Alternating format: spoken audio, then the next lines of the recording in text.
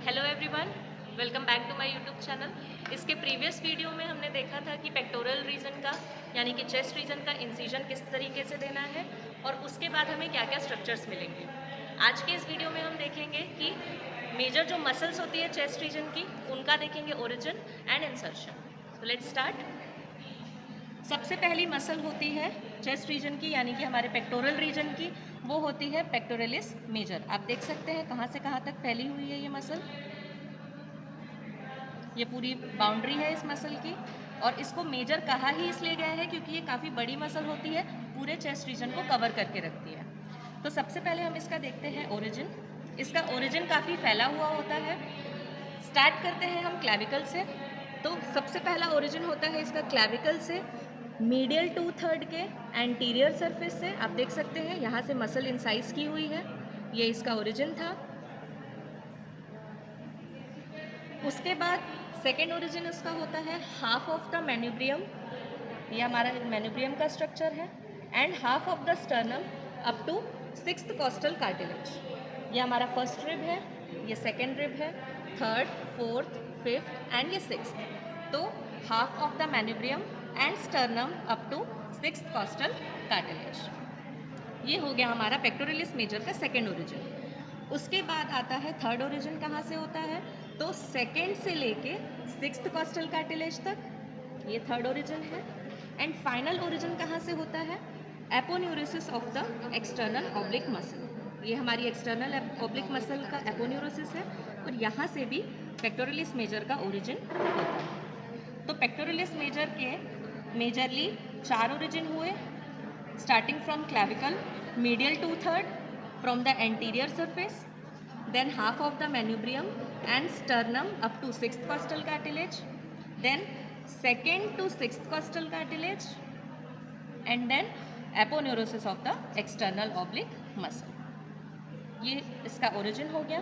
Then हम आते हैं इंसर्शन में। इसका इंसर्शन बहुत ही सिंपल सा है। जो ह्यूमरस में हमने पढ़ा है बाइसिपिटल ग्रूव होता है, उसके लेटरल लिप पे जाके ये इंसर्ट होता है। यहाँ पर देख सकते हैं इंसर्शन, यू शेप का इंसर्शन होता है। ये यू शेप का इंसर्शन यहाँ पे दिख जाएगा। इस तरीके से आके ये बायलेमिनर इंसर्शन बनाता है और बाइसिपिटल ग्रूव में जाके इंसर्ट हो जाता है। तो ये हो गया हमारा पेक्टोरलिस मेजर मसल। बहुत ही बड़ी मसल है, ऑलमोस्ट पूरे चेस्ट को कवर किया हुआ है इसने, इसीलिए इसका नाम रखा गया है पेक्टोरलिस मेजर। अब हम इस पेक्टोरलिस मेजर मसल को हटाते हैं। तो कल हमने पढ़ा था कि इसके नीचे हमें मिलती है, इसको हम पूरा ही हटा देते हैं। इसके नीचे हमें छोटी मसल मिलती है जो कि है पेक्टोरलिस माइनर। ये पेक्टोरलिस माइनर मसल है, आप देख सकते हैं उससे काफ़ी छोटी मसल है, इसलिए इसको नाम दिया गया है पेक्टोरलिस माइनर। माइनर का मतलब होता है स्मॉल, छोटा। सबसे पहले इसका ओरिजिन देखते हैं। तो इसका ओरिजिन है 3rd, 4th, 5th rib at the कॉस्टोकॉन्ड्रल junction. अब ये कॉस्टोकॉन्ड्रल जंक्शन क्या होता है? कॉस्टोकॉन्ड्रल वर्ड जो है वो 2 वर्ड से मिलके बना है। एक कॉस्टो मतलब होता है रिब, एंड कॉन्ड्रल का मतलब होता है कार्टिलेज। कार्टिलेज के लिए हम कॉन्ड्रल वर्ड यूज़ करते हैं। तो कॉस्टोकॉन्ड्रल जंक्शन का मतलब हो गया कि जहाँ पर कार्टिलेज, आप देख सकते हैं कि स्टर्नम से डायरेक्टली रिब जाकर अटैच नहीं होती है, बीच में एक कार्टिलेज होता है। तो रिब और कार्टिलेज के बीच में जो जंक्शन होता है उसको बोला जाता है कॉस्टोकॉन्ड्रल जंक्शन। तो पेक्टोरलिस माइनर का जो ओरिजिन होता है वो 3rd, 4th and 5th rib के कॉस्टोकॉन्ड्रल जंक्शन से होता है। ठीक है। उसके बाद इसका एक और ओरिजिन है, जो हमारे एक्सटर्नल ऑब्लिक मसल्स होते हैं, एक्सटर्नल इंटरकॉस्टल मसल। इंटरकॉस्टल यानी कि 2 रिब्स के बीच में जो मसल्स होते हैं उनको हम बोलते हैं इंटरकॉस्टल मसल्स। इंटर यानी कि बिटवीन, कॉस्टल यानी कि रिब, तो इन बिटवीन जो मसल्स होते हैं वो इंटरकॉस्टल मसल्स। तो इनका जो फेशिया होता है, ये फेशिया, ये फॉरसेप्स से मैं पकड़ने की कोशिश कर रही हूँ, ये फेशिया जो है एक्सटर्नल इंटरकॉस्टल मसल्स का, इससे भी पेक्टोरलिस माइनर का ओरिजिन होता है इस तरीके से। तो पेक्टोरलिस माइनर के 2 ओरिजिन हो गए। सबसे पहले 3rd, 4th and 5th rib at the कॉस्टोकॉन्ड्रल junction and intervening fascia of the external intercostal muscles.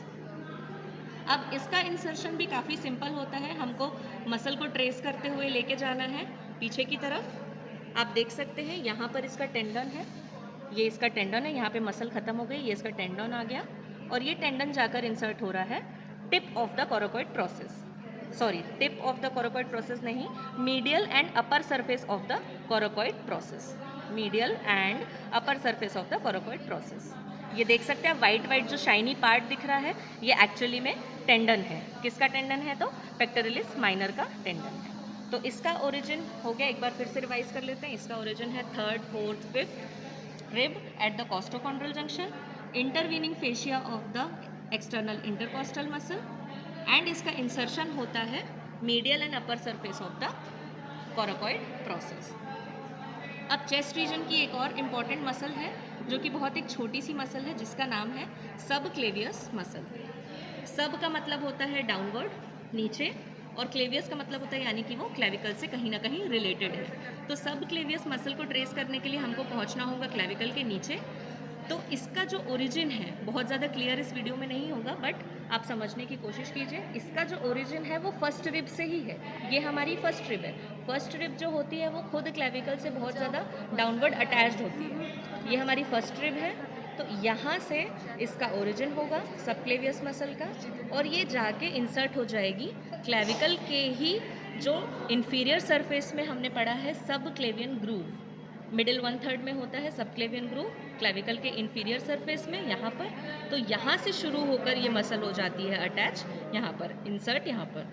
ये इसका ओरिजिन हो गया फर्स्ट रिब से एंड इसका इंसर्शन हो गया सब क्लेवियन ग्रूव में। तो ये काफ़ी छोटी सी मसल है, आप देख सकते हैं। ये वाली जो मसल है ये हो गई हमारी सब क्लेवियस मसल। इस तरीके से ये तीनों मसल ही चेस्ट रीजन को पूरा कवर करके रखती है।